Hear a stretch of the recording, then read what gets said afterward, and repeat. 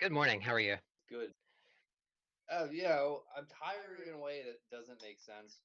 I'm that type of I feel like I've been going and going a little bit, but I'm also that type of exhausted that I feel like it isn't earned, which is a very frustrating feeling. Well, you did tell me that you worked like 10 hours yesterday as a mascot, right? So, Regular work. Yeah, no, when you say yeah. that, it makes sense. Okay, you know what? Maybe instead of pointing real obvious facts, you know what you should do, Andrew? What should I do? You should turn that clock on, dude. Oh, You should turn that clock. booyah. Got him. Got him. And we're here, And we're and here. there's actually something I keep Mm. threatening to talk about this. I keep wanting to talk about this. Um, but stuff happens where okay, we should talk directly about the project because this is mostly about the project. But in our discussions, I was a student in the arts and was not very good at it. And Andrew teaches art, and I think this is something that I think is Mhm. useful for folk. Is what do you think if you go into learning the arts? What do you think is the best uses of your time? Well, well, first of all, like, I mean, you said you were a bad student. I don't know that I necessarily agree with that. I mean, I really enjoyed, having you as a student, I think. Um, Say. well, that actually that is true. Yeah, I was in a position where I had to grade you. I mean, why do you tell me why you think that you were a bad student? I think here's what I think. I mean, I didn't get such good grades. That's the goal. Uh, and I think you can make arguments for I had interesting points of view. I was good as an artist. I think I still am good as an artist. That is worth looking at.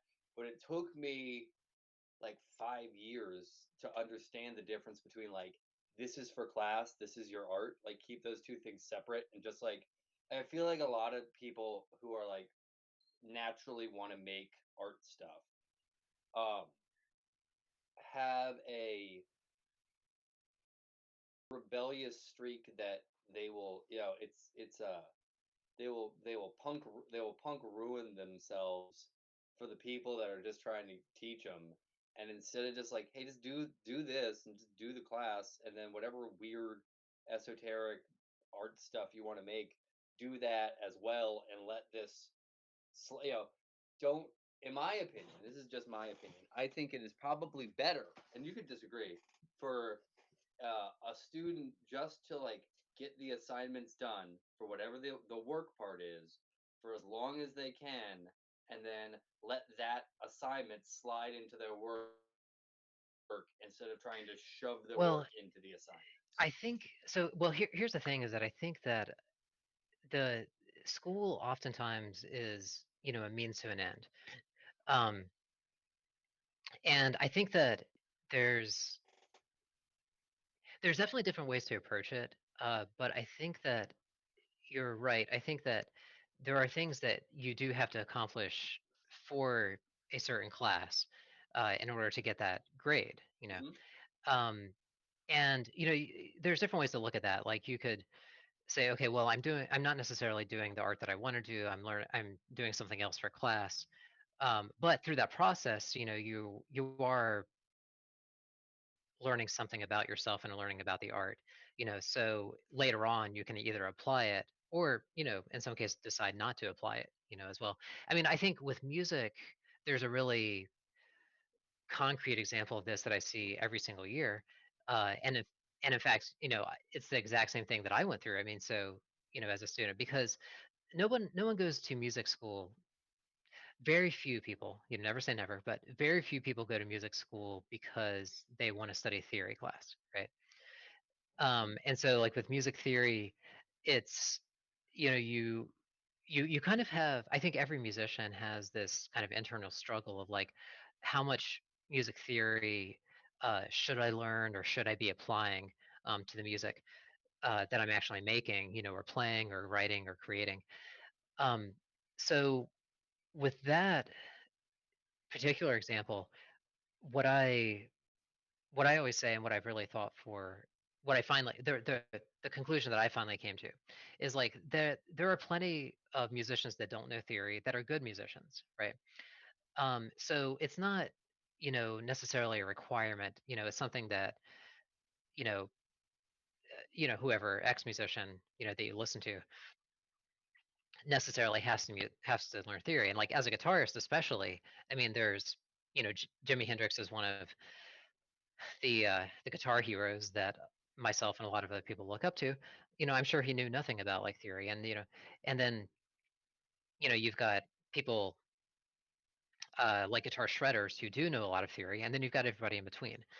So Mhm. it's not necessarily that you have to have theory, but what it does, what the misconception is that learning theory is going to make you a worse musician, and um, that's I've never ever seen that. That's there's never been any case studies that learning theory makes you a worse musician. It's just what it is it's another tool in your toolbox. Like it's not gonna change like who you are, because you're going to take whatever you learn and apply it in your own way. So I imagine that it would be the same like with art classes. Although did you take art classes, or because I know you were a theater major?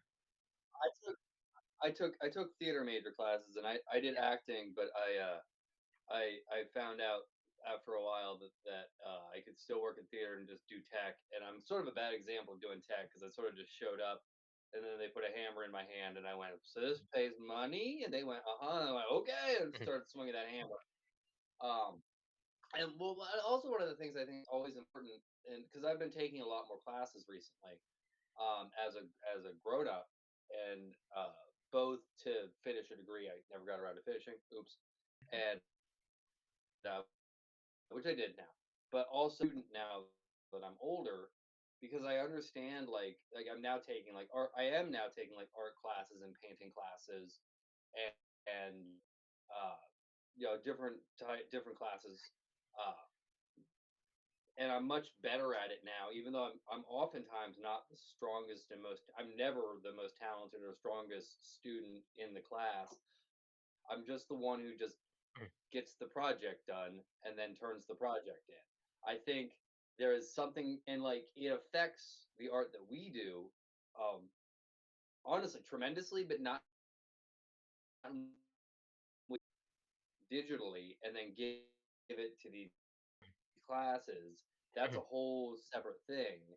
Uh, but instead, I try to learn technique and stuff and then put it into my art. Or even if like I don't know I'm putting it into my art, I'm trying to learn enough that I can just work that some level of subconscious is being added to it. And then I do think like you learn and learn and learn, and then when you create the piece, one of the things you're trying to do is just move without thinking. You're trying to get all this like ideas down, and then once you're making the piece, you're trying to get rid of all. You're just trying to you're trying to not think too Yeah. much. I think having that knowledge helps you not think. Well, You yeah, know. and I think that's the thing is just, the more tools you have in your toolbox, then the the more well-rounded you're going to be, I think, because it it just it gives you more to rely on, I guess. And Hmm. it's and you could look at it the same way with like different genres of music as well. Like, okay, maybe you're a classical musician, but learning jazz or rock, that's going to influence how you play or how you study other things as well. um and then and vice versa. I mean, like one thing uh that I've liked saying, is that I think rock music needs to have more classical in it, but also classical needs to have more rock in it. um, and and I think being able to take elements of different genres or music theory or even non-music stuff, just stuff from your science class or whatever, and being able to implement it into whatever you're creating, I think is important, because ultimately, what you're creating is a reflection of who you are, right? And so, the more you have inside you and in your background, then the more you'll be able to express yourself. Does that make sense?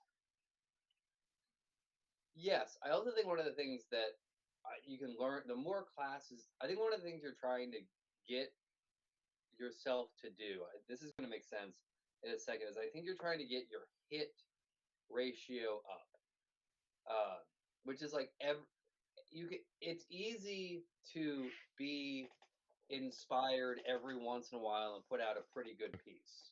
And I think that's something to be said. I think it's one of those things that you never when you do stand up, if someone's heckling you, you never bring them to the stage and be like, "Well, you tell a joke," because everyone has a joke in Yeah. their pocket. But to be able to consistently get on stage, that's a different Right. path. And what you're, I think one of the things classes helps do is they help you so you can do it not just once, not just have a good one every once in a while. What hopefully when you're taking classes, so you can consistently put out something Yeah, that's exactly. worth hearing. And I think that's really important because especially, if you're talking about creating, then, of course you're talking about like, either making art or writing music or, writing scripts or whatever you're working on. But not just the creative part as well, the performance part. I mean, I think the stand up is a good analogy, because, as a performer, it's like it's easy to get one gig, you know, but it takes a lot of work to get multiple gigs, and it's not just the work to get the gigs, it's also the work to actually be there, night after night, or weekend after weekend or Andrew, whatever it's going to be. just Yeah. as a note, and this is going to be fascinating to look back on. Uh, you froze like a son of a gun there. So whatever you said was probably the most brilliant thing in the world. Okay. um so can you hear me now? Yeah, I can hear you now. Okay, Yeah, cool. you were like, and then there's a consistency. Maybe we got to check the tape, but maybe you said it, maybe you didn't. But the whole thing, you were like, this is the meaning of everything. The whole thing echoed out for a minute. You were just like, and I was like, oh, I wonder what that's about.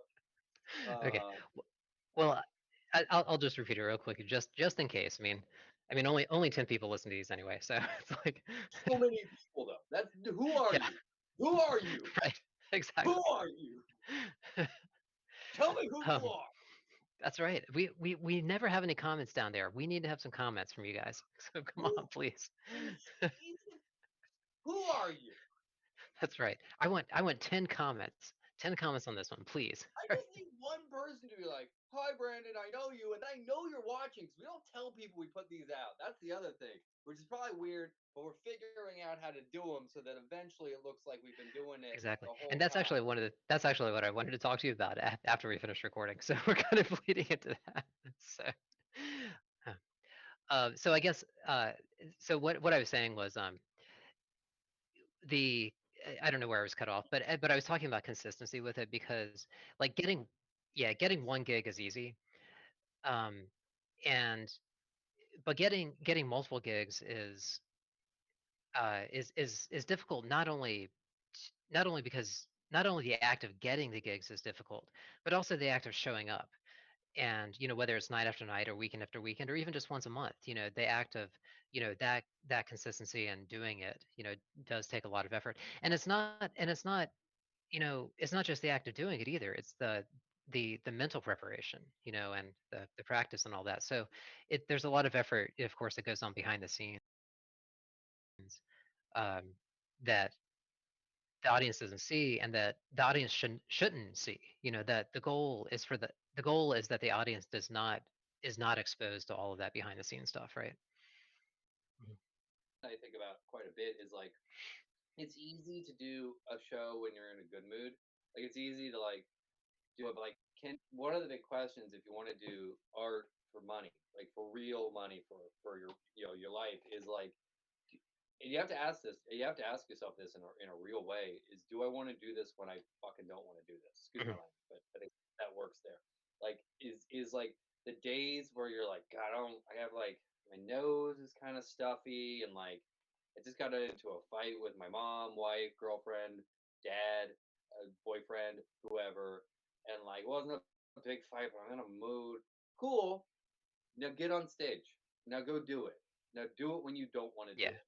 And I think that is, and like I think it's totally valid to be like that's not what I want to do, and you might be able to work in arts and be able to live like that if you can figure out how to do it in a Mhm. performance way. If you're doing recordings, if you're doing visual art, you might be able to cheat by it. But I think it's not the hardest part, especially like that's part of the reason why the 10,000 existed was I wanted to do something that had to be super consistent, Yeah. which we'll talk about, I guess, at some point. But like you have, it's the act of doing something when you don't want to do it is like how you have to perform. Mhm. No one cares if Beyonce had a bad day. Yeah, exactly.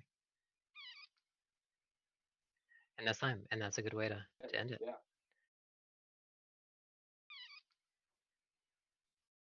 check that. That was so funny because Um, like and consent. that I've just cut off. Yeah. Well, What was what? I think for that one we gotta do. I know there's some glitching with the video happening, but whatever. Like you said, we're still we're figuring this out, week by week.